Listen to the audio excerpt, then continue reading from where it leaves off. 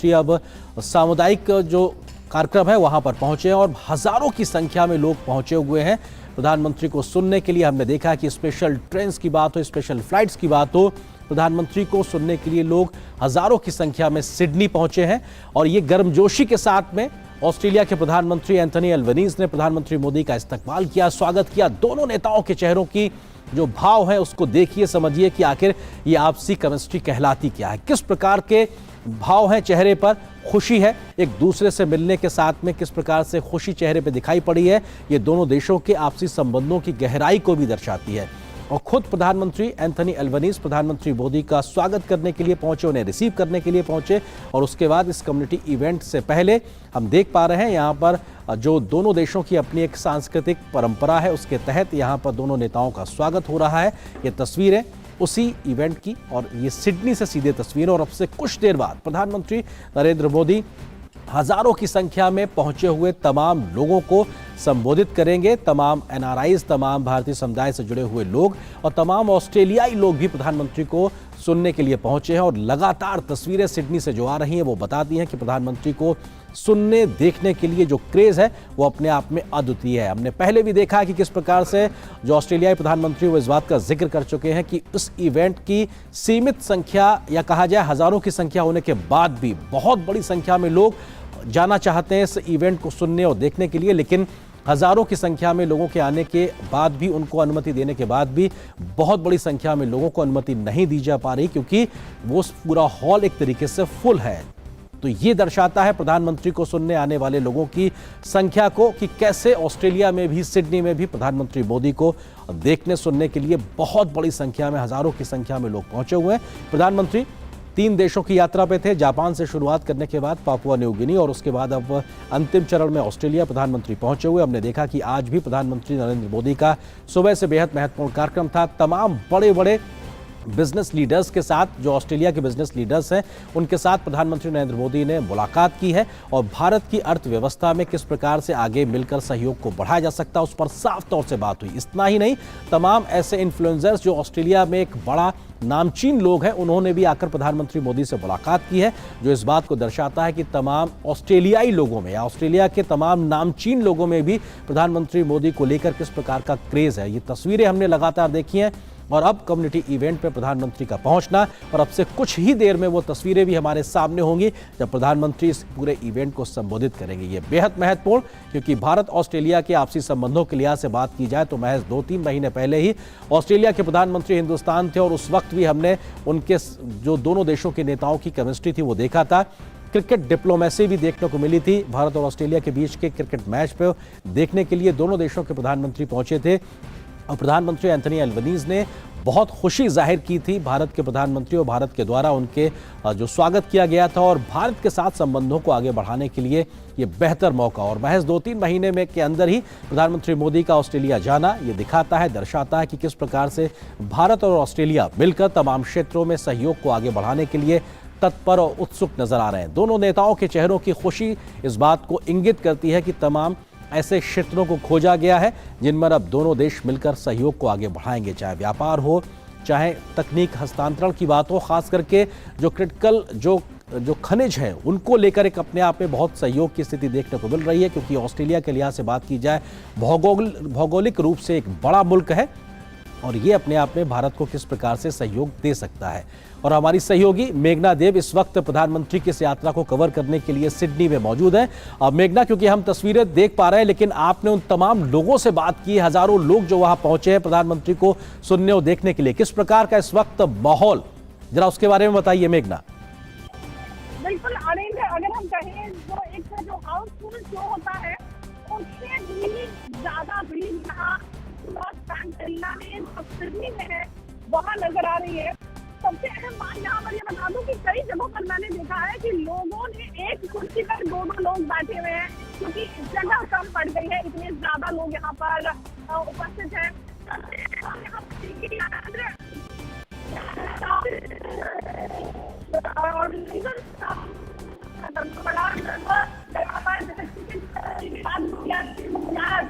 लोग आना चाह रहे हैं।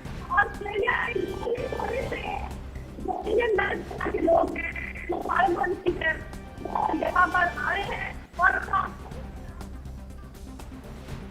तो हमारी सहयोगी मेघना जो कि इस वक्त सिडनी में मौजूद है, निश्चित तौर से ये तस्वीरें ये लगातार दिखाती हैं और ये भारतीय जो परंपरा है उसके तहत जब कोई मेहमान पहुंचता है तो किस प्रकार का एक तरीके से मंत्रोच्चार का वहाँ पे आयोजन होता है, वो परंपरागत तस्वीरें भी साफ तौर पर देखने को मिल रही है। इससे पहले हमने देखा कि ऑस्ट्रेलियाई परंपरा के अनुसार प्रधानमंत्री मोदी का स्वागत किया गया और यहाँ पर भारतीय जो संस्कृति है, भारतीय परंपरा है, उसकी मान्यताओं के आधार पर किसी मेहमान का जब स्वागत करते हैं उसकी तस्वीरें ये दिखाने बताने के लिए काफ़ी है कि दोनों देश अपनी जड़ों के साथ जुड़े हुए हैं और अपनी जड़ों के साथ जुड़े रहने के साथ में देखा जाए तो एक दूसरे को स्वीकारते नजर आ रहे हो। वैदिक मंत्रोच्चार के साथ में ये तस्वीरें इस बात का इशारा कर रही हैं कि हजारों किलोमीटर दूर 7 समंदर पार ऑस्ट्रेलिया में भी भारतीय संस्कृति किस प्रकार से अपनी पहचान बनाए हुए और प्रधानमंत्री मोदी और एंथनी अल्बनीज प्रधानमंत्री जो ऑस्ट्रेलिया के हैं उनको वैदिक मंत्रोच्चार के साथ स्वागत किया गया, क्योंकि निश्चित तौर से भारतीय अगर परंपरा में माना जाए तो वैदिक मंत्रोच्चार का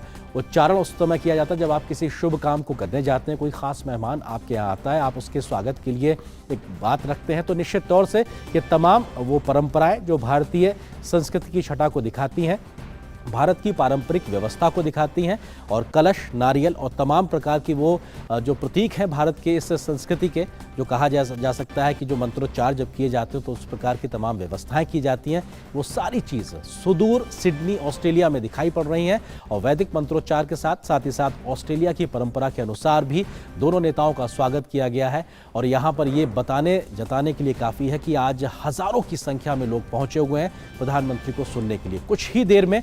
अब से कुछ ही देर में वहां पर प्रधानमंत्री का संबोधन होगा और निश्चित तौर से प्रधानमंत्री जब अपनी बात रखेंगे तो भारत की विकास यात्रा को सामने रखते हुए नजर आएंगे। भारत के द्वारा दुनिया की चुनौतियों से कैसे समाधान का एक रास्ता निकाला जा रहा है उसका जिक्र करते नजर आएंगे और भारत और ऑस्ट्रेलिया के आपसी संबंधों का भी जिक्र करेंगे और किन क्षेत्रों में मिलकर दोनों देश, दोनों मुल्क आगे बढ़ सकते हैं, तरक्की कर सकते हैं, पीपल टू पीपल कॉन्टैक्ट को आगे बढ़ा सकते हैं और दोनों मिलकर दुनिया की बेहतरी के लिए कैसे काम कर सकते हैं। निश्चित तौर से हम उम्मीद कर रहे हैं कि प्रधानमंत्री के संबोधन में इस प्रकार की तमाम बातों का जिक्र होना ही चाहिए, क्योंकि प्रधानमंत्री दुनिया के सामने भारत की कहानी को रखते हैं, भारत की विकास यात्रा को रखते हैं, भारत कैसे नए भारत की तरफ आगे बढ़ रहा है, कैसे विकसित भारत के लक्ष्य की ओर आगे बढ़ रहा है, कैसे अमृतकाल के भारत में नए भारत का निर्माण हो रहा है, कैसे नए संकल्प लिए गए हैं और दुनिया में तमाम ऐसे उदाहरण पेश करके भारत ने दिखाए हैं जो दुनिया भर के तमाम मुल्कों के लिए अविश्वसनीय है, अकल्पनीय है कि आखिर ये भारत कैसे कर पाया। लेकिन भारत ने अपने जो एक इच्छा शक्ति थे उसके साथ करके दिखाया है, चाहे वो नेतृत्व के तरीके से हो, चाहे तमाम भारतीयों के सहयोग के माध्यम से हो। तो निश्चित तौर से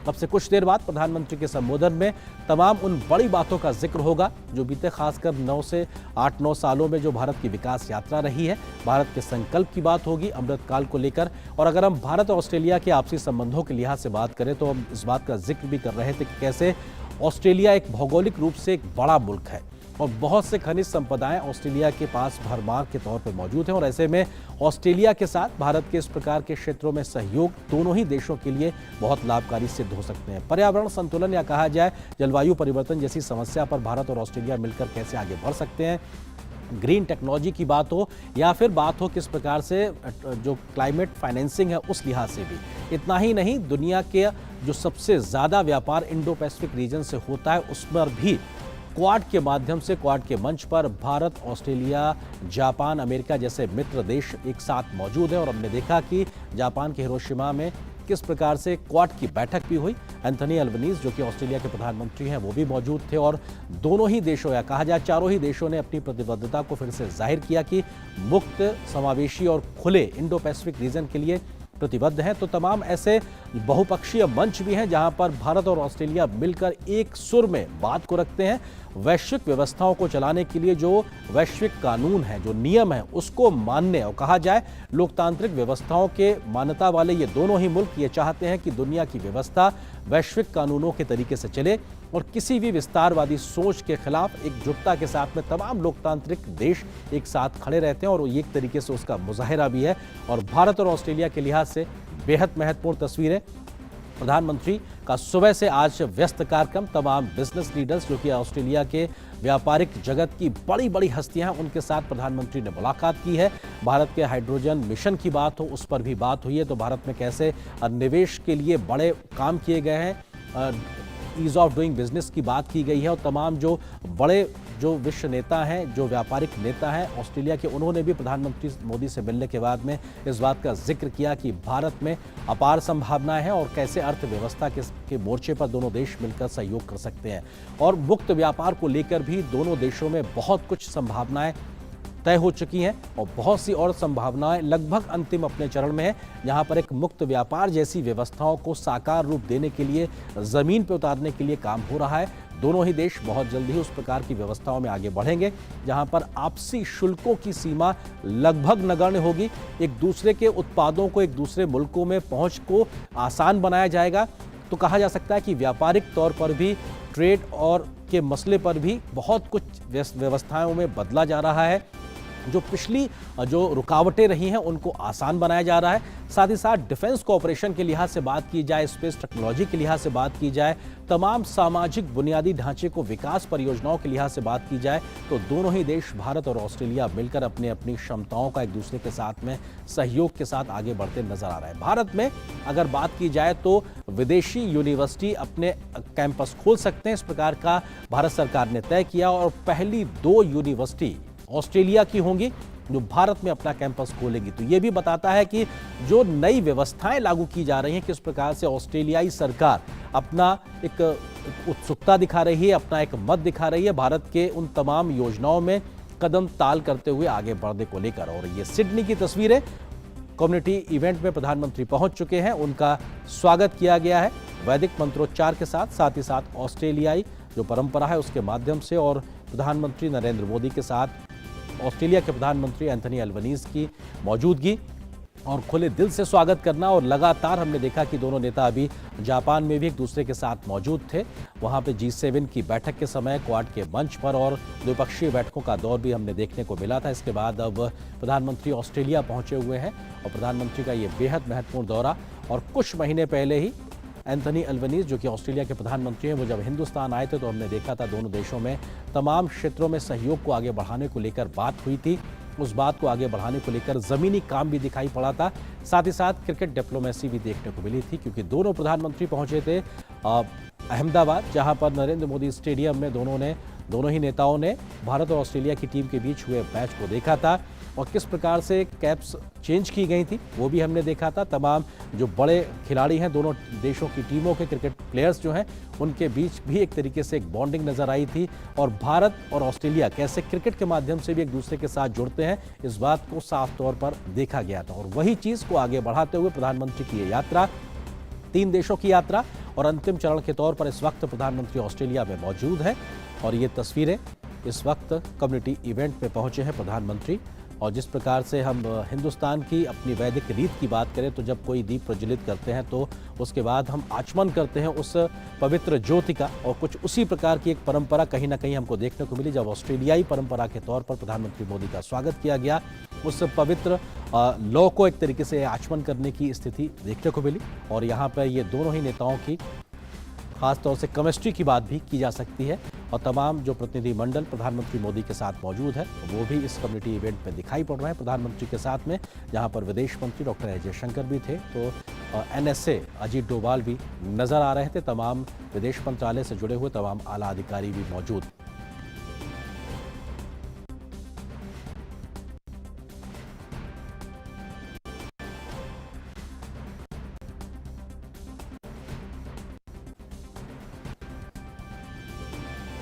और ये जो परंपरा है, ऑस्ट्रेलियाई प्रधानमंत्री ने प्रधानमंत्री मोदी को बताया कि आपको अब इसमें किस तरह से आपको करना है, और उस आचमन का तरीका कहीं ना कहीं दिखाई पड़ा, जहां पर उस पवित्र ज्योति का जो उसका जो एक पॉजिटिवनेस है उसको अपने अंदर एक तरीके से समाहित करना, ये कोशिश कहीं ना कहीं दिखाई पड़ी। और एंथनी अल्बनीज प्रधानमंत्री मोदी का स्वागत करने पहुंचे, और लगातार रेड कार्पेट ऑस्ट्रेलिया के द्वारा प्रधानमंत्री मोदी के स्वागत में बिछाया गया, और यहाँ पर भी इस कम्युनिटी इवेंट में वो तस्वीरें हमको देखने को मिल रही हैं। प्रधानमंत्री की इस यात्रा के लेकर बहुत ज़्यादा सिडनी में उत्साह देखने को मिल रहा है। भारत की सांस्कृतिक छटा भी यहाँ पर देखने को मिलेगी। तमाम तैयारियां लगातार की जा रही हैं ऑस्ट्रेलिया के तमाम हिस्सों से, क्योंकि ज्योग्राफिकली, भौगोलिक रूप से ऑस्ट्रेलिया एक बड़ा मुल्क है। तमाम अलग अलग शहरों से लोग बड़ी संख्या में पहुंचे हुए हैं सिडनी प्रधानमंत्री मोदी को सुनने के लिए, और जो भारतीय समुदाय के लोग ऑस्ट्रेलिया में रहते हैं उनके बीच गजब का उत्साह है प्रधानमंत्री की एक झलक देखने के लिए, प्रधानमंत्री को सुनने के लिए, और लगातार कहा जा सकता है कि लोग उत्साहित नजर आ रहे हैं। स्पेशल ट्रेन्स से लेकर स्पेशल फ्लाइट्स तक नजर आई हैं और फ्लाइट्स को नाम भी प्रधानमंत्री नरेंद्र मोदी के नाम पर दिया गया है और भारतीयों से भरी हुई पूरी फ्लाइट्स चली हैं, जिसमें तिरंगे की छटा भी देखने को मिली है। प्रधानमंत्री मोदी के जयकारे भी सुनाई पड़े हैं, वंदे भारत के नारे भी सुनाई पड़े हैं और ये बताता है कि कितनी बड़ी संख्या में भारतीय समुदाय के लोग जो ऑस्ट्रेलिया में मौजूद हैं, भारतीयता के साथ वहाँ पर भारत की इस भावना को जीवित रखे हुए हैं और शायद इसीलिए भारतीय समाज को लेकर जो दुनिया भर के देशों में स्वीकारता है, वैसी ही स्वीकारता ऑस्ट्रेलिया में नजर आती है। और प्रधानमंत्री मोदी भी अक्सर वैश्विक मंच पर इस बात का जिक्र करते हैं कि भारत के रियल एम्बेसडर्स वो एनआरआईज हैं, वो तमाम भारतवंशी हैं जो तमाम मुल्कों में रहते हैं, भारत की जो भावना है उसको जीवित रखे हुए हैं, उसको आगे प्रसारित करते हैं और तमाम अन्य मुल्कों के विकास यात्रा में सहयोगी के तरीके से आगे बढ़ते हुए अपना योगदान देते नजर आते हैं। तो भारत की इस विकास यात्रा में तमाम उन लोगों का भी जिक्र नजर आता है जो लोग अन्य तमाम मुल्कों में रहते हैं लेकिन भारत से उनकी जड़ें जुड़ी हुई हैं और शायद इसीलिए प्रधानमंत्री की हर विदेश यात्रा में वो कोशिश करते हैं कि भारतीय समुदाय के साथ में संवाद स्थापित कर सके। हमने देखा था कि प्रधानमंत्री जब ऑस्ट्रेलिया सिडनी पहुंचे तो उस वक्त भी बड़ी संख्या में लोग उनका इस्तकबाल करने के लिए उनके होटल के बाहर मौजूद थे। पापुआ न्यू गिनी की बात की जाए, जहां पर प्रधानमंत्री ऑस्ट्रेलिया से पहले मौजूद थे फिपिक सम्मेलन के तीसरे शिखर सम्मेलन में शिरकत करने के लिए, वहां पर भी बड़ी संख्या में प्रधानमंत्री के स्वागत के लिए भारतवंशी पहुंचे हुए थे और यही तस्वीरें हमने जापान में भी देखी थी। उन तमाम कार्यक्रमों में जहां जहां प्रधानमंत्री गए उनके होटल के बाहर या फिर जब प्रधानमंत्री ने महात्मा गांधी की प्रतिमा का अनावरण किया था हिरोशिमा में, तब भी बहुत बड़ी संख्या में भारतवंशी पहुंचे हुए थे प्रधानमंत्री की एक झलक पाने के लिए। बच्चे, बूढ़े, युवा, महिलाएं, हर कोई प्रधानमंत्री को एक झलक देख लेना चाहता था और वो कहीं ना कहीं दिखाता है कि प्रधानमंत्री की वैश्विक नेता के तौर पर बढ़ती स्वीकारता, वैश्विक मंच पर प्रधानमंत्री के द्वारा भारत की बात को रखना और एक न्यूट्रल विदेश नीति के तरीके से, या कहा जा सकता है निष्पक्ष विदेश नीति के तरीके से भारत किस तरह से आगे बढ़ रहा है, उसको आगे बढ़ाते हुए प्रधानमंत्री की ये 9 साल की जो पूरा सफर है प्रधानमंत्री के तौर पर, उसकी वजह से आज भारतवंशी का मान हर मुल्क में बढ़ा है और भारतीय तिरंगे का मान सम्मान भी लगातार आगे बढ़ा है। इस बात का जिक्र भी हमने कई घटनाओं में देखा है, चाहे यूक्रेन संकट का जिक्र हो, उस वक्त भी भारत के तिरंगे की वजह से न सिर्फ भारतीय छात्रों को मदद मिली बल्कि अन्य मुल्कों के लोगों ने भी तिरंगे का सहारा लेकर उस दुर्गम स्थिति से निकलने में मदद हासिल की थी। तो ये भारत के बढ़ते तिरंगे का मान है, हर जगह उसका सम्मान बढ़ता जा रहा है। भारतवंशियों का जो योगदान है हर मुल्क की विकास यात्रा में, उसका एक बड़ा योगदान है, लेकिन भारतवंशियों को भारत की जड़ों के साथ जोड़ने को लेकर प्रधानमंत्री मोदी ने बीते 9 साल में जिस तरह से प्रयास किए हैं उसका अद्वितीय उदाहरण आज से पहले देखने को नहीं मिलता है। हर एक भारतवंशी भी अपने आप में गौरवान्वित महसूस करता है प्रधानमंत्री मोदी के उन तमाम शब्दों को सुनने को लेकर, उनके तमाम प्रयासों को देखने के बाद में जो जुड़ाव को कहीं ना कहीं आगे बढ़ाने की कोशिश करते हैं। भारतवंशियों की तमाम जो व्यवहारिक दिक्कतें रही हैं भारत के साथ में, एक तरीके से व्यवहारिक दिक्कतों को लेकर भी प्रधानमंत्री ने बड़ी पहल करते रहे हैं और हर उस दिक्कत को दूर करने का प्रयास किया है जो भारतवंशियों को भारत के साथ जोड़ने में कहीं ना कहीं एक छोटी रुकावट के तौर पर रहती थी। लेकिन उन व्यवहारिक समस्याओं का निराकरण करके भारत के साथ में जुड़ाव को आसान बनाना, अपनी जड़ों से जुड़ने के मौके देना, ये तमाम प्रयास प्रधानमंत्री मोदी के इस बीते 9 साल के सफर में हमको देखने को मिले हैं और शायद इसीलिए प्रधानमंत्री की जो एक स्वीकारता है वो हर भारतवंशी तक बहुत तेज गति से बढ़ी है। ऑस्ट्रेलिया में अब से कुछ देर बाद हम देखेंगे उन तस्वीरों को भी जब प्रधानमंत्री को हजारों की संख्या में लोग देखने के लिए पहुंचे हैं, सुनने के लिए पहुंचे। और ये सीधी तस्वीरें इस वक्त उसी कम्युनिटी इवेंट की, जहां पर एक तरफ 2 विंडो में हम देख पा रहे हैं दोनों प्रधानमंत्री पहुंचे हैं और एरियल व्यू भी दिखाई पड़ रहा है।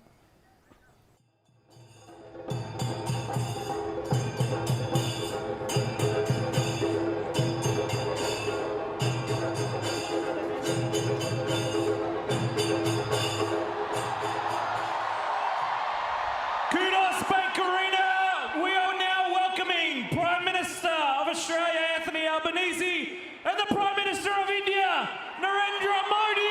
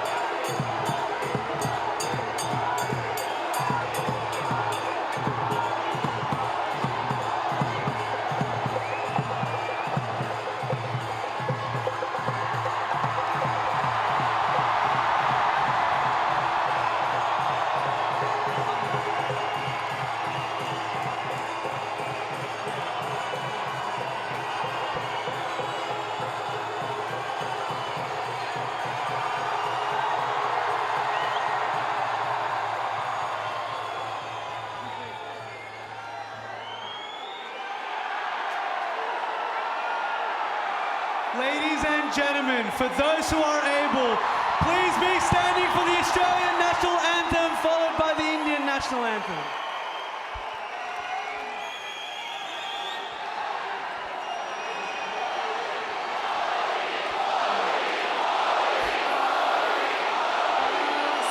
Australians, oh, let us rejoice, for we are one and free. We've golden soil and wealth for toil. Our home is girt by sea. Our land abounds in nature's gifts of beauty, rich and rare. In history's page, let every stage advance Australia fair. In joyful strains, then let us sing, advance Australia fair.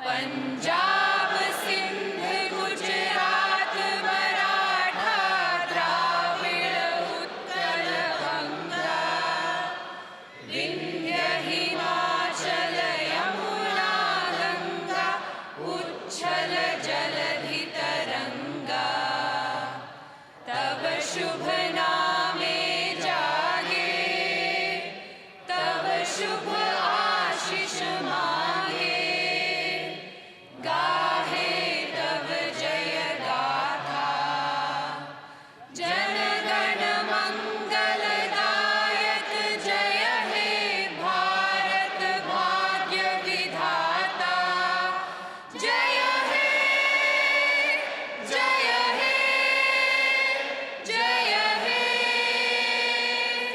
जय जय जय जय हे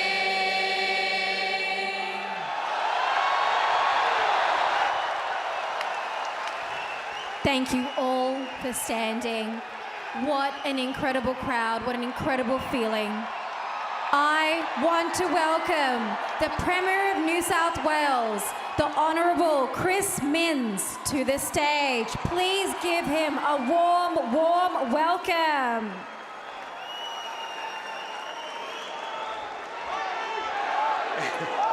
Good evening, everybody.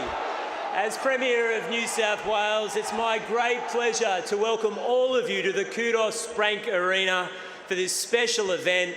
And I, of course, particularly want to warmly welcome the Prime Minister of India, Prime Minister Modi.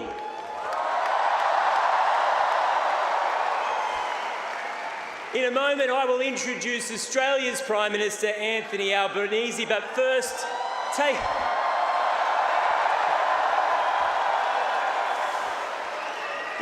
take a look at the scale of tonight's event. It's huge. It's part of Australia's larger story. More and more people from India have come to Australia to call it their home. They've built businesses, started families, undertaken studies, established places of worship. You've created community while keeping your culture and traditions. We come from many different backgrounds in Australia, but we are stronger together. And tonight you can see that strength. In fact, you can hear it. Friends, the Indian diaspora is the nation's fastest growing. There are 750,000 people that have Indian ancestry in this country. And that includes the Treasurer of New South Wales, Daniel Mookhey, who swore his oath of allegiance on the Bhagavad Gita. Friends, he was the first Australian minister to do so, but he will not be the last. And so tonight we roll out the red carpet for the Prime Minister of India. We thank him for coming, but we want to pay a special tribute to all those Indian Australians who've made this country so great. Enjoy the night.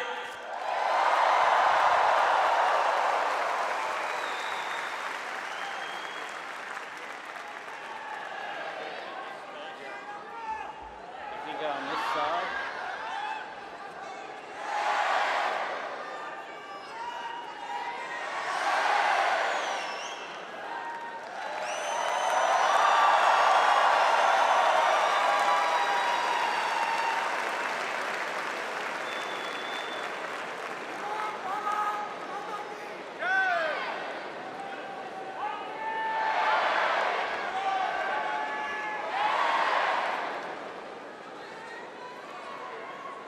Thank you, friends. I begin by acknowledging the traditional owners of the land on which we meet, and I pay my respects to elders past, present and emerging. And I am proud to lead a government that will give all of you, all Australians, a chance to vote in a referendum to recognise our First Peoples in our nation's constitution later this year. And I urge my Indian Australian friends, vote yes. It is a huge pleasure to welcome Prime Minister Modi to Australia. In just my first year as Prime Minister, which I'm celebrating today,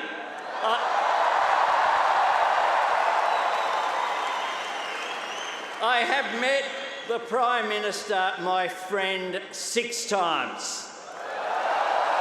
But absolutely nothing beats standing with him on a stage like this, looking out at this magnificent sea of faces. What an honour. And what a joy it is to get to welcome Prime Minister Modi here with all of you. I get to speak to some pretty big crowds as Prime Minister, but I have to say that the warmth and the energy here tonight is absolutely second to none.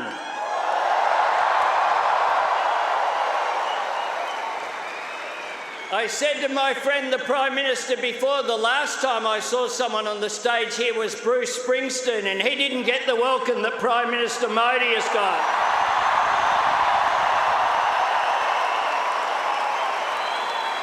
Prime Minister Modi is the boss.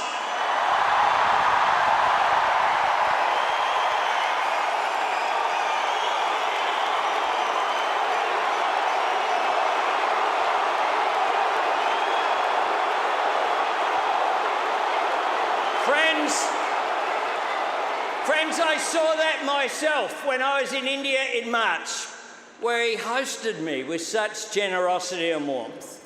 It was a trip full of unforgettable moments, celebrating Holi in Gujarat, laying a wreath for the great Mahatma Gandhi in New Delhi, and doing a lap, something I will never quite forget, of the incredible stadium at Ahmedabad on day 1 of the 4th Test. Everywhere I went, I felt that deep sense of connection between the people of Australia and the people of India. It's a warmth. It is a warmth I also felt when I backpacked around India for 5 weeks in 1991. And I say this to my friends from the Australian Parliament who are here today. If you want to understand India, travel by train and video bus.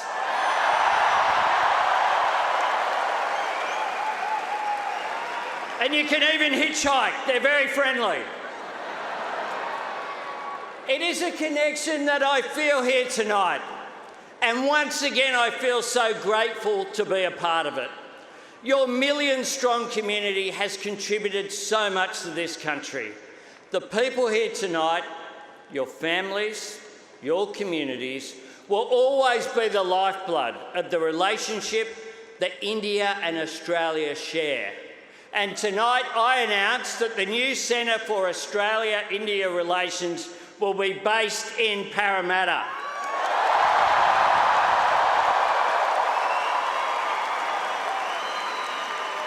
A place that itself is a testament to the vitality of the Indian-Australian experience.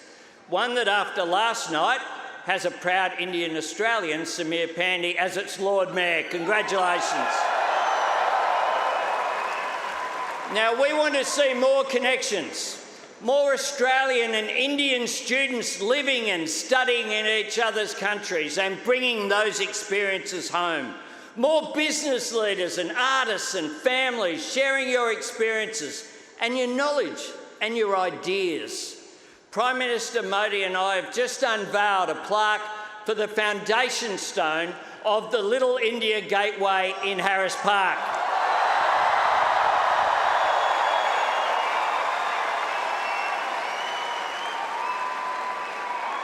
But tonight, and won't that be good to visit? But tonight, as Prime Minister, I want to say thank you. You have brought the spirit of the world's biggest democracy to Australia. And you have helped make our democracy stronger and more inclusive.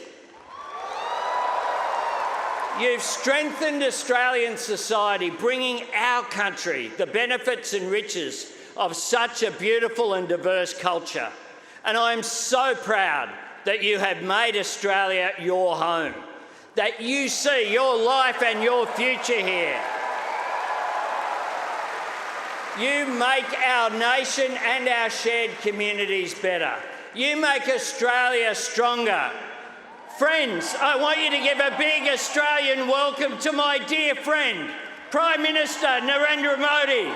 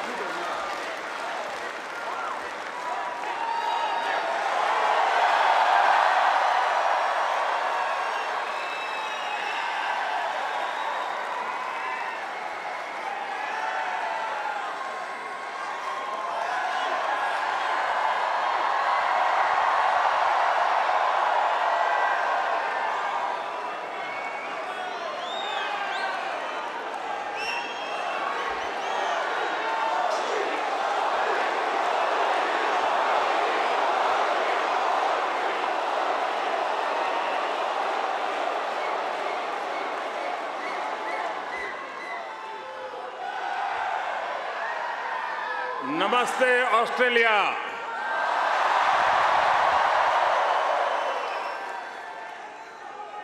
Australia के प्रधानमंत्री और मेरे प्रिय मित्र his excellency Albanese, Australia के पूर्व प्रधानमंत्री his excellency Scott Morrison,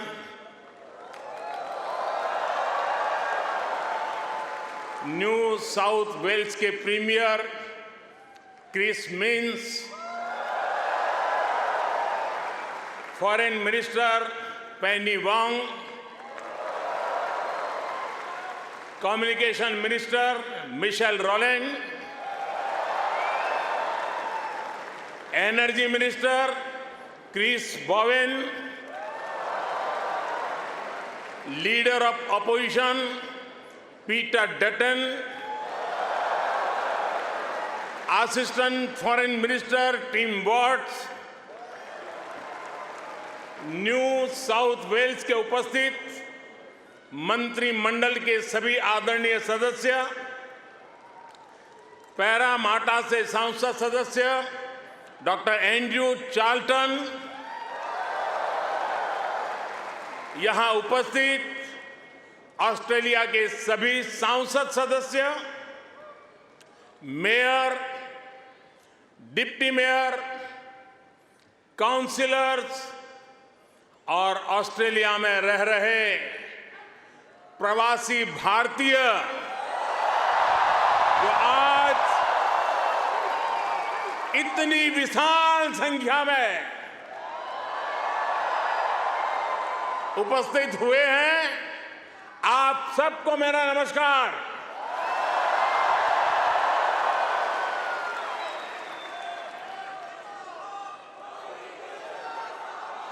First of all, I acknowledge the traditional custodians of the lands that we are meeting here on today. I pay my respect to their elders, past, present, and emerging. I also celebrate all First Nations people who may be with us today. Friends, मैं जब 2014 में आया था तो आपसे एक वादा किया था। वादा ये था कि आपको फिर भारत के किसी प्रधानमंत्री का 28 साल तक इंतजार नहीं करना पड़ेगा।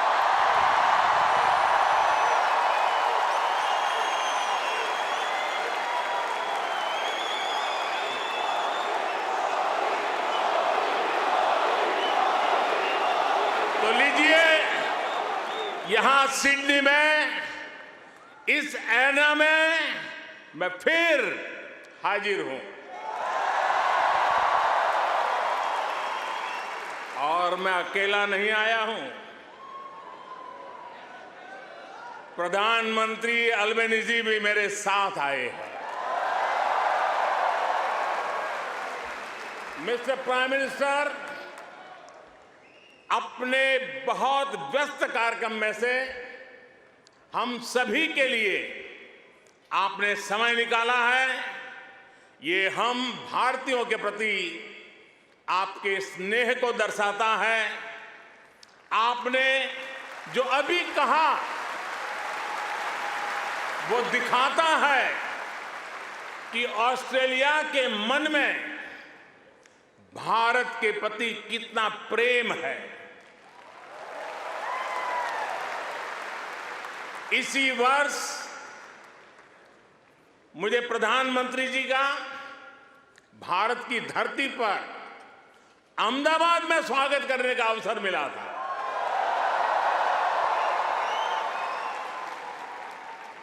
आज उन्होंने यहां लिटिल इंडिया के फाउंडेशन स्टोर को अनवील करने में मेरा साथ दिया है। मैं उनका बहुत बहुत आभार व्यक्त करता हूं। Thank you my friend Anthony.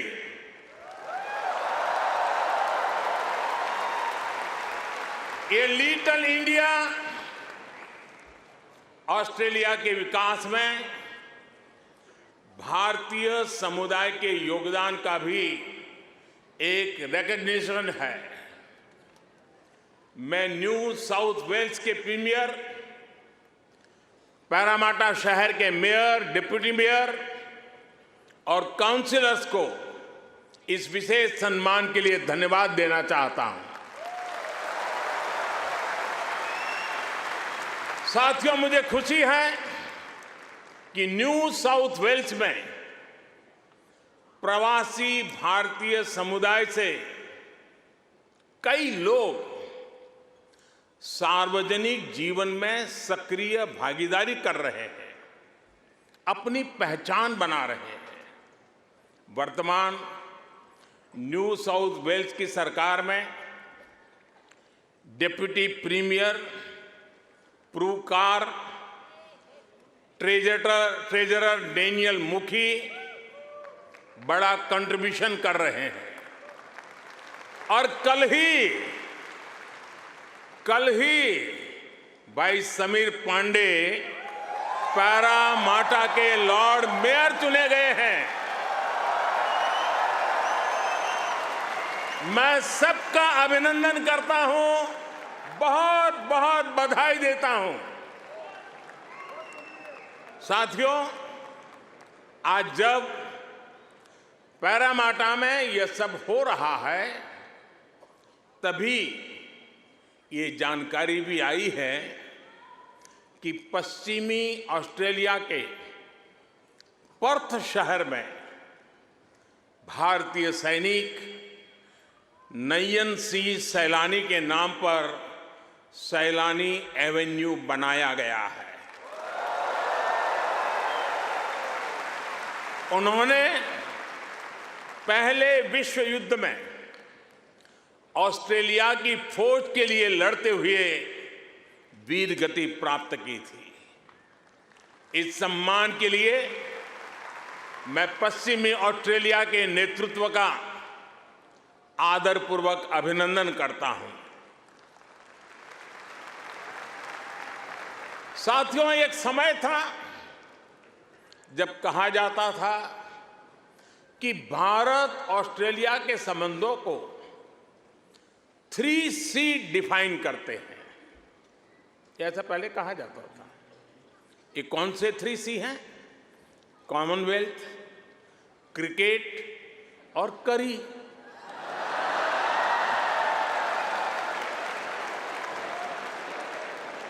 इसके बाद कहा गया कि भारत ऑस्ट्रेलिया के संबंध 3D पर आधारित है। डेमोक्रेसी, डायस्पोरा और दोस्ती। कुछ लोगों ने यह भी कहा कि भारत ऑस्ट्रेलिया के संबंध 3E पर आधारित है। एनर्जी, इकोनॉमी और एजुकेशन। यानी कभी C, कभी D, कभी E। अलग अलग कालखंड में ये बात संभवतः सही भी रही है, लेकिन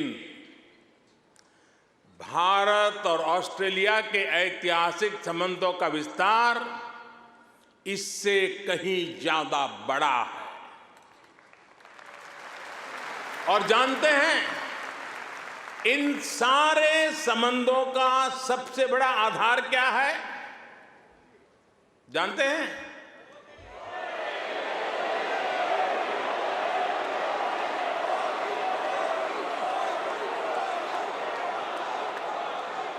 जी नहीं, सबसे बड़ा आधार है म्यूचुअल ट्रस्ट और म्यूचुअल रिस्पेक्ट।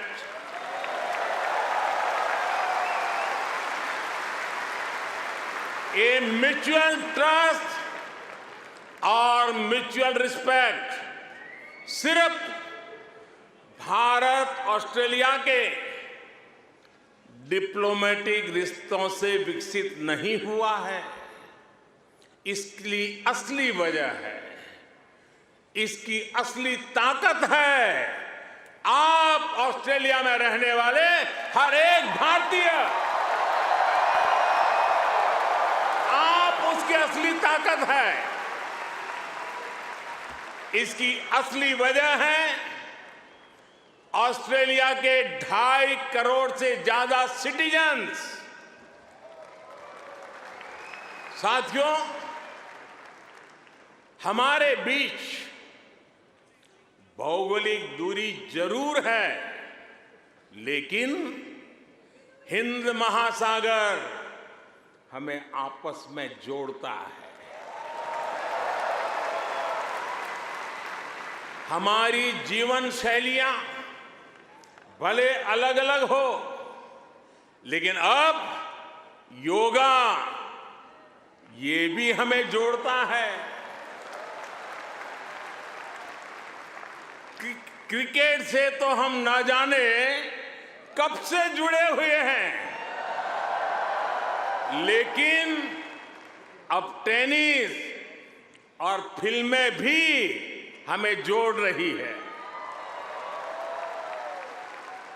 हमारे यहाँ खाना बनाने का तरीका भले अलग अलग है, लेकिन अब मास्टर शेफ हमें जोड़ता है।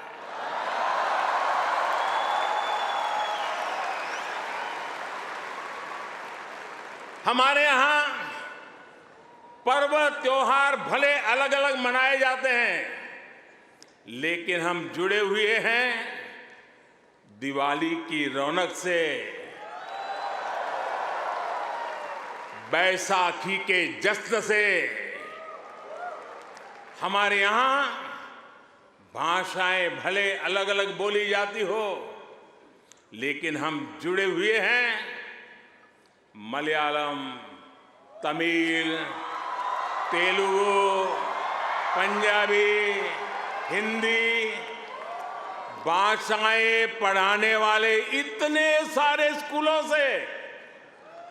साथियों, ऑस्ट्रेलिया के लोग, यहाँ के निवासी इतने विशाल हृदय के हैं, दिल के इतने अच्छे और सच्चे हैं कि भारत की इस विविधता को खुले दिल से स्वीकारते हैं।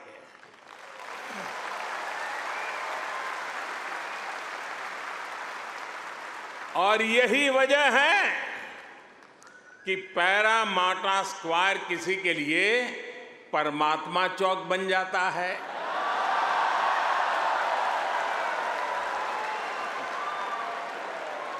विक्रम स्ट्रीट भी विक्रम स्ट्रीट के रूप में मशहूर हो जाती है,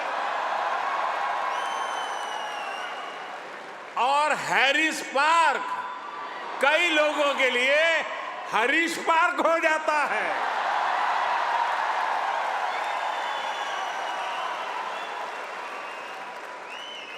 वैसे मैंने सुना है कि हैरिस पार्क में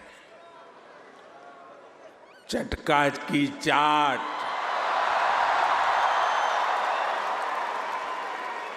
जयपुर स्वीट्स की जलेबी, उसका तो कोई जवाब ही नहीं है। मेरी आप सबसे रिक्वेस्ट है, आप लोग कभी मेरे मित्र पीएम एल्बनीज़ी को भी वहां जरूर ले जाइएगा।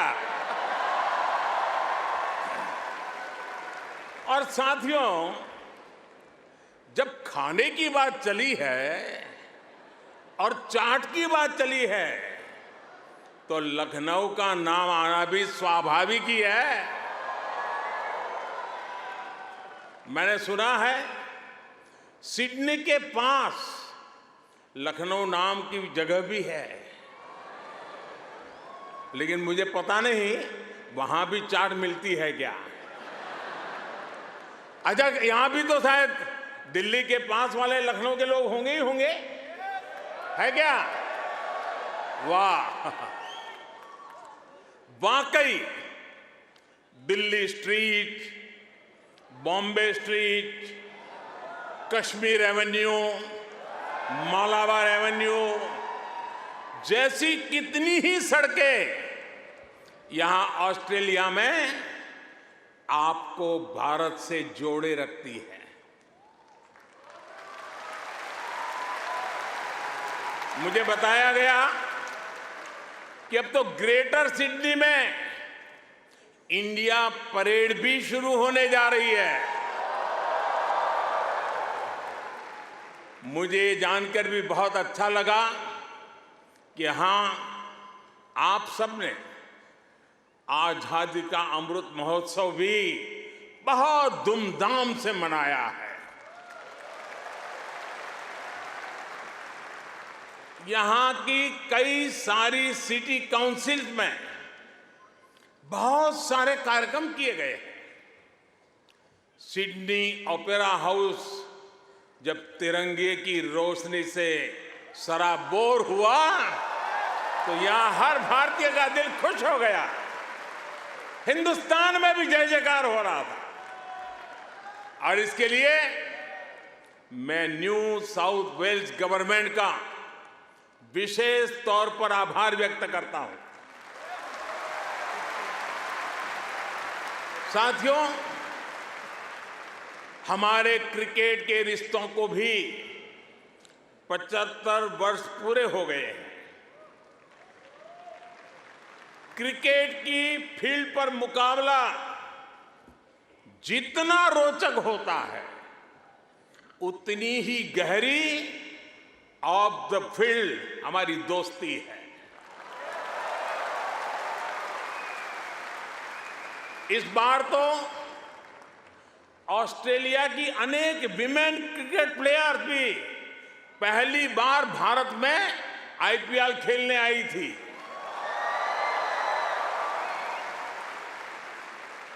और साथियों, ऐसा नहीं है कि हम सिर्फ सुख के ही साथी हैं। अच्छा दोस्त तो सुख का तो साथी होता है, दुख का भी साथी होता है।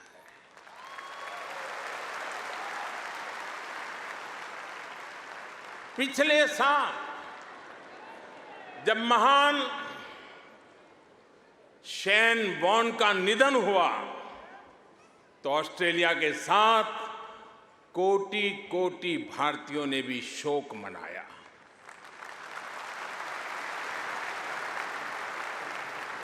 ये ऐसा था जैसे हमने अपना कोई खो दिया है। साथियों, आप सभी यहां ऑस्ट्रेलिया में हैं, यहां के विकास को देख रहे हैं। आप सभी का एक सपना रहा है कि हमारा भारत भी विकसित राष्ट्र बने।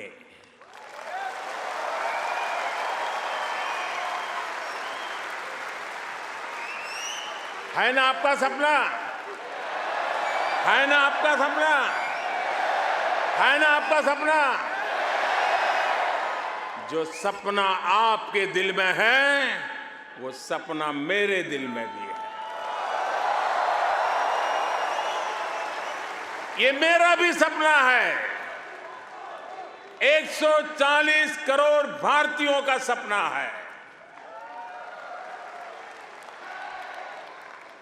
साथियों, भारत के पास सामर्थ्य की कमी नहीं है। भारत के पास संसाधनों की कमी भी नहीं है। आज दुनिया की सबसे बड़ी और सबसे युवा टैलेंट फैक्ट्री जिस देश में है, वो है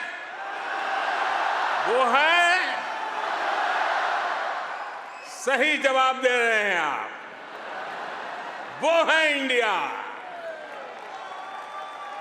मैं ये बात फिर दोहरा रहा हूं। आज दुनिया की सबसे बड़ी और सबसे युवा टैलेंट फैक्ट्री जिस देश में है, वो है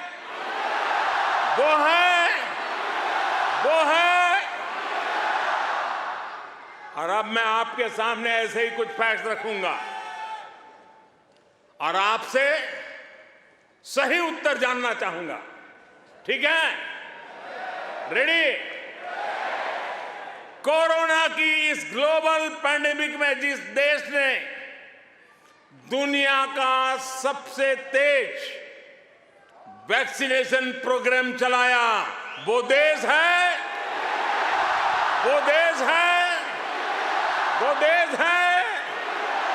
आज जो देश दुनिया की फास्टेस्ट ग्रोइंग लार्ज इकोनॉमी है, वो है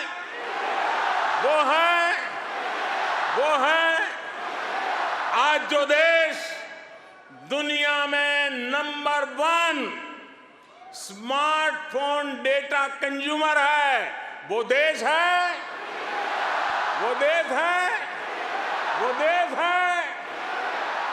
आज जो देश फिनटेक एडॉप्शन रेट में नंबर 1 है। वो देश है, वो देश है, वो देश है। आज जो देश मिल्क प्रोडक्शन के मामले में दुनिया में नंबर 1 है, वो देश है, वो देश है। आज जो देश इंटरनेट यूजर्स की संख्या में दुनिया में नंबर 2 पर है, वो है आज जो देश दुनिया का सेकंड लार्जेस्ट मोबाइल मैन्युफैक्चरर है, वो देश है, वो देश है। आज जो देश rice, wheat, sugar cane production के मामले में दुनिया में नंबर 2 पर है, वो है आज जो देश फ्रूट और वेजिटेबल प्रोडक्शन में दुनिया में नंबर 2 पर है, वो है आज जिस देश में दुनिया का तीसरा सबसे बड़ा स्टार्टअप इकोसिस्टम है, वो है दुनिया का तीसरा सबसे बड़ा ऑटोमोबाइल मार्केट जिस देश में है, वो देश है दुनिया का तीसरा सबसे बड़ा सिविल एविएशन मार्केट जिस देश में है, वो देश है। और अब जो देश अगले 25 साल में विकसित होने के लक्ष्य के साथ आगे बढ़ रहा है, वो देश है, साथियों, आज IMF भारत को ग्लोबल इकोनॉमी का ब्राइट स्पॉट मानता है। वर्ल्ड बैंक का विश्वास है कि ग्लोबल हेडविंड्स को अगर कोई चुनौती दे रहा है तो वो भारत है। आज दुनिया के कई देशों में बैंकिंग सिस्टम पर संकट है, लेकिन दूसरी तरफ भारत के बैंकों की मजबूती की आज चारों तरफ प्रशंसा हो रही है। दुनिया में 100 साल में आए सबसे बड़े संकट के बीच भारत ने बीते वर्ष रिकॉर्ड एक्सपोर्ट किया है। आज हमारा फॉरेक्स रिजर्व नई बुलंदियां छू रहा है। फ्रेंड्स, भारत ग्लोबल गुड के लिए कैसे काम कर रहा है, इसका उदाहरण हमारा डिजिटल स्टैक है। आप सभी भारत के फिनटेक रिवॉल्यूशन से भली भांति परिचित हैं। आपको याद होगा, जब मैं 2014 में यहां आया था, तब मैंने आपसे एक सपना साझा किया था। मेरा वो सपना था कि भारत में गरीब से गरीब का अपना बैंक खाता हो।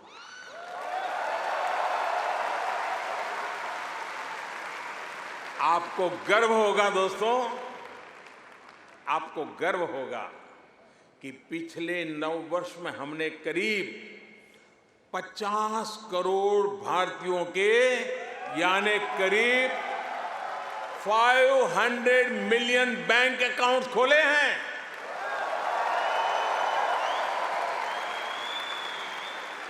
और सिर्फ बैंक अकाउंट खोलना ही हमारी सफलता हम वहां अटकते नहीं है।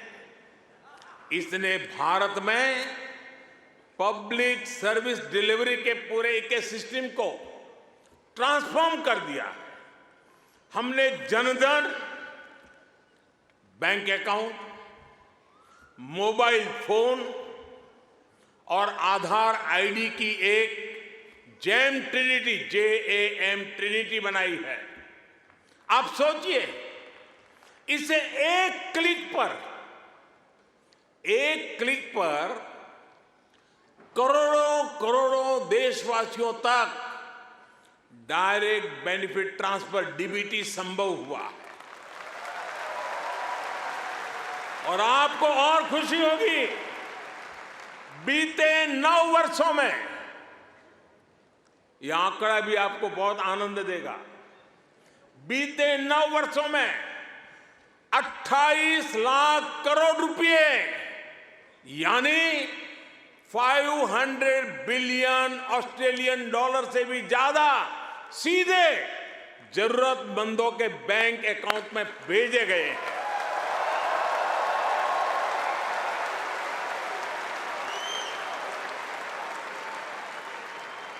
कोरोना के समय में बहुत से देशों को अपने नागरिकों को पैसे भेजने में मुश्किल आई थी, लेकिन भारत उन देशों में था जो एक क्लिक पर यह काम पलकों में कर रहा था।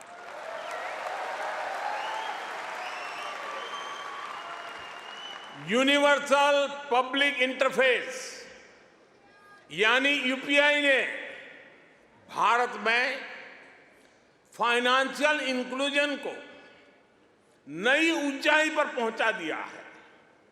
आज दुनिया के 40% रियल टाइम डिजिटल पेमेंट्स अकेले भारत में होते हैं।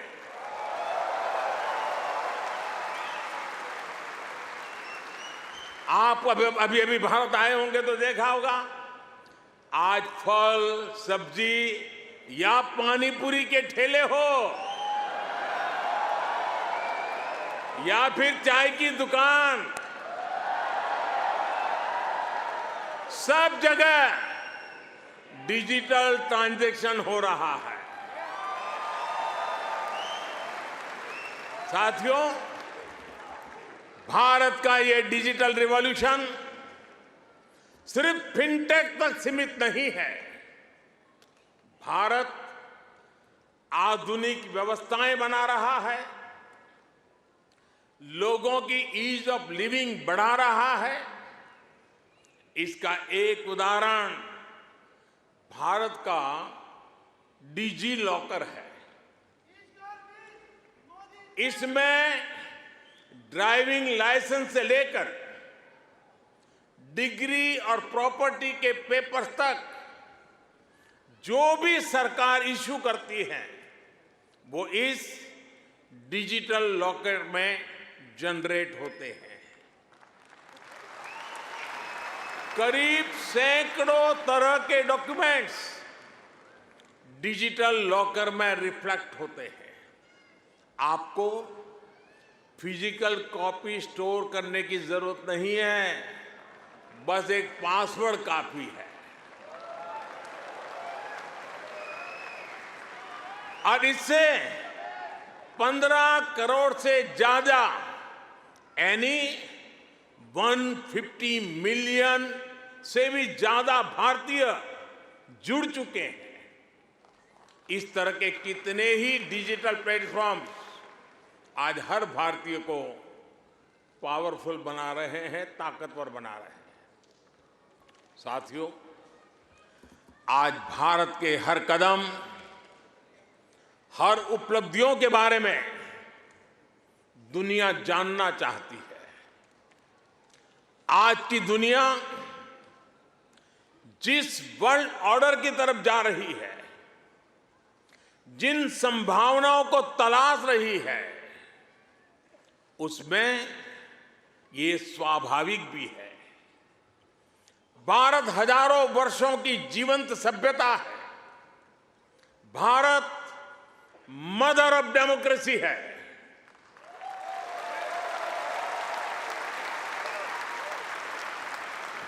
हमने समय के अनुसार खुद को ढाला है, लेकिन अपने मूल सिद्धांतों पर, फंडामेंटल्स पर हमेशा टिके रहे हैं। हम राष्ट्र को भी एक परिवार के रूप में देखते हैं और विश्व को भी एक परिवार मानते हैं। वसुधैव कुटुंबकम। और इसलिए जब भारत अपनी G20 प्रेसिडेंसी की थीम तय करता है तो कहता है अपने आदर्शों को जीने का उसका स्वभाव देखिए। G20 प्रेसिडेंसी में भारत कहता है one earth, one family, one future.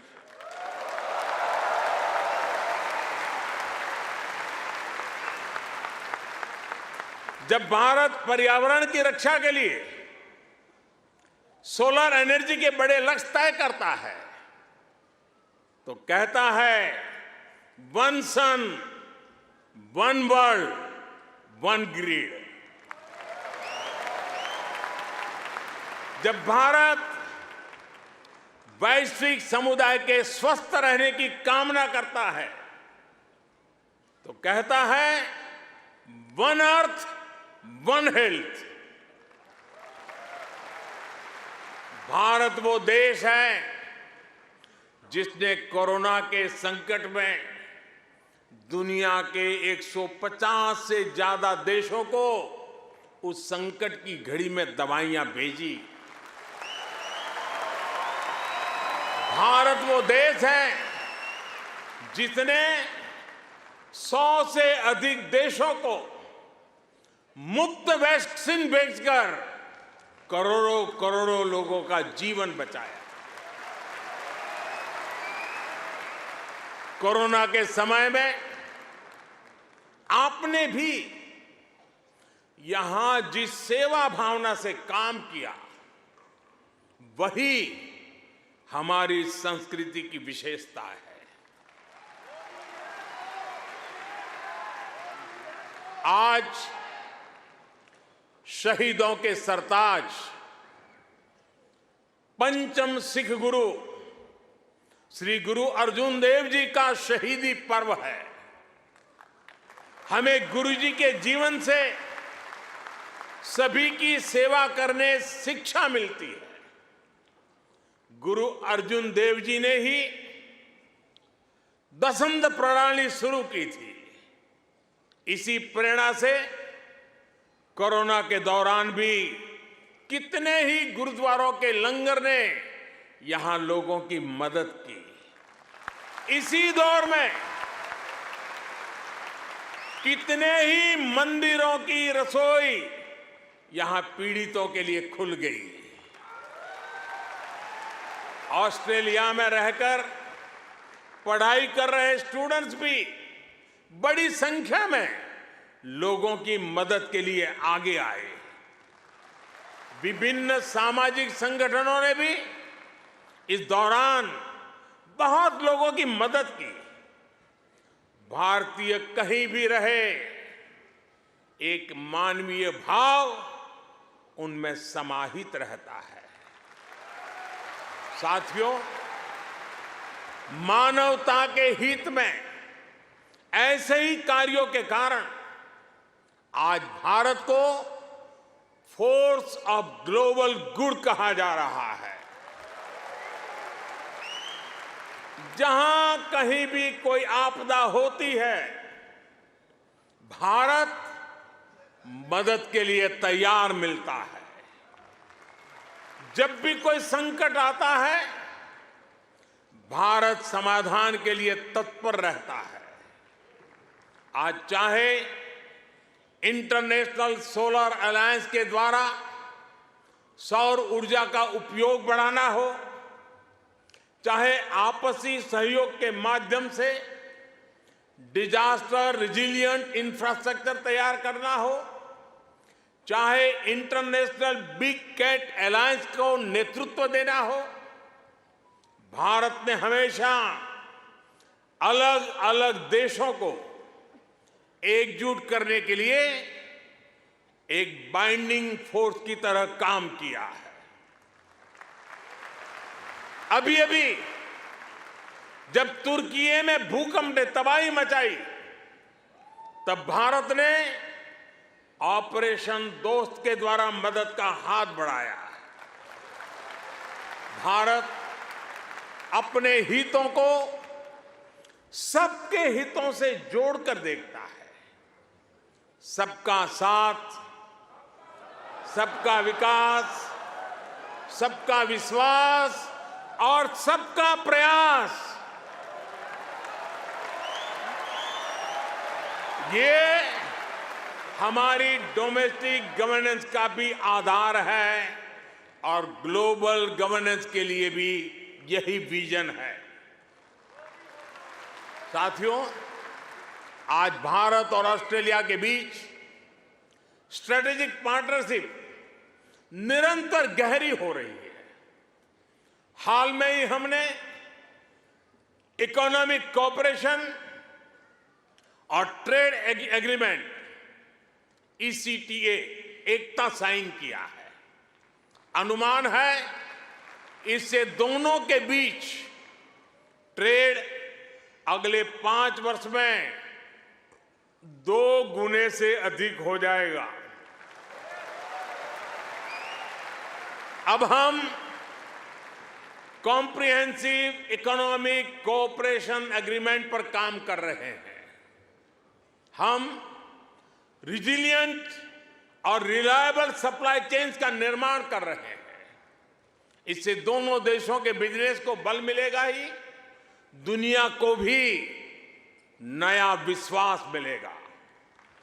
आज भारत और ऑस्ट्रेलिया के बीच कई डायरेक्ट फ्लाइट्स हैं। बीते वर्षों में फ्लाइट्स की संख्या बढ़ी है। आने वाले दिनों में इनकी संख्या और बढ़ेगी।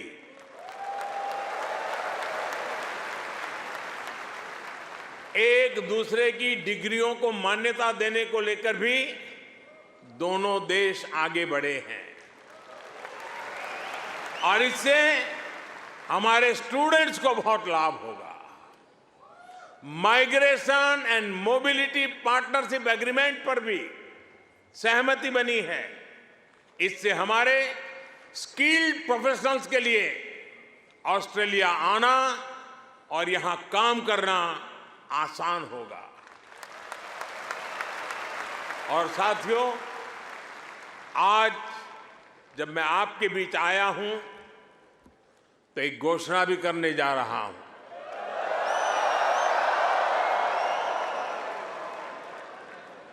ब्रिस्बेन में भारतीय समुदाय की बहुत समय से जो मांग थी, अब उसे पूरा किया जाएगा।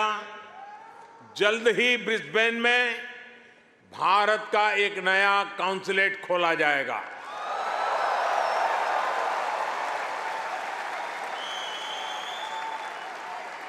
फ्रेंड्स, भारत और ऑस्ट्रेलिया की गहरी होती पार्टनरशिप मां भारती में आस्था रखने वाले प्रत्येक व्यक्ति को सशक्त करेगी। आपके पास टैलेंट है, अपनी स्किल की ताकत है और साथ ही अपने कल्चरल वैल्यूज भी है। ये वैल्यूज आपको ऑस्ट्रेलिया के लोगों के साथ घुल मिलकर रहने में बड़ी भूमिका निभाते हैं।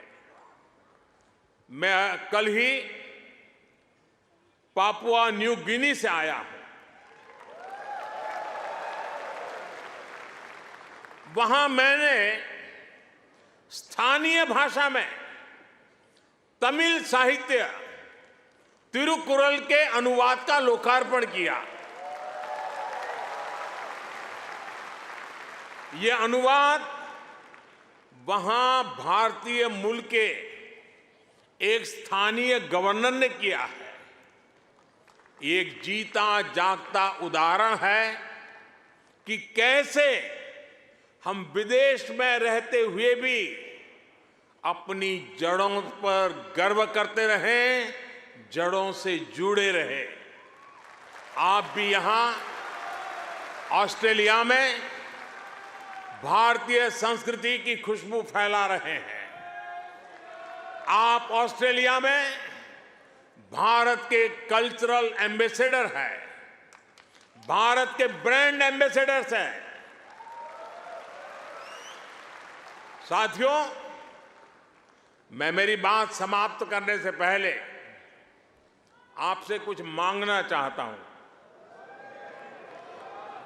देंगे? आवाज जरा धीमी हो गई। देंगे? पक्का? प्रॉमिस? मैं आपसे ये मांग रहा हूं और आपसे आग्रह करूंगा कि आप जब भी भारत आए, अपने साथ कोई न कोई ऑस्ट्रेलियाई मित्र और उनके परिवार को भी साथ लेकर के आए।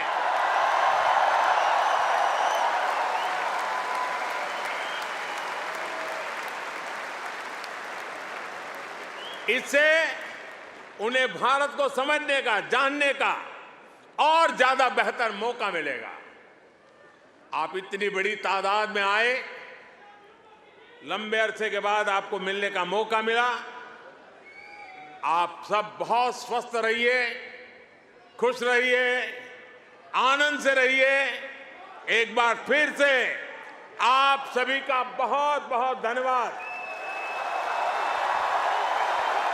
मेरे साथ बोलिए, भारत माता की, भारत माता की, भारत माता की, भारत माता की। बहुत बहुत धन्यवाद।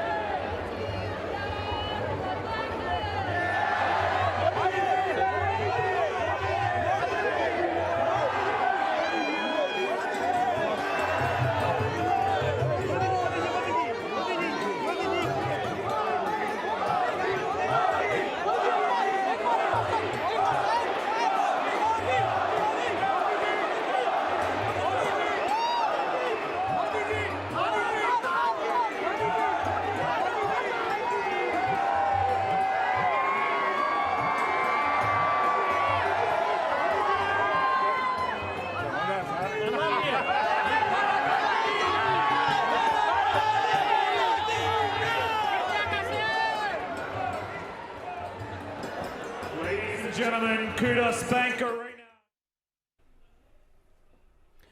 नमस्कार, स्वागत है आपका इस वक्त में। मैं हूं निखिल सिंह और आप अभी सीधी तस्वीरें देख रहे थे सिडनी कुडोस बैंक एरिना से, जहां प्रधानमंत्री नरेंद्र मोदी ने भारतीय समुदाय को संबोधित किया। और ये संबोधन कितना एनर्जेटिक था, कितना फायरी था, ये आप समझ सकते हैं उस भीड़ को देख करके। जितने शानदार तरीके से प्रधानमंत्री नरेंद्र मोदी का स्वागत किया गया, उतनी ही ऊर्जा जो है इस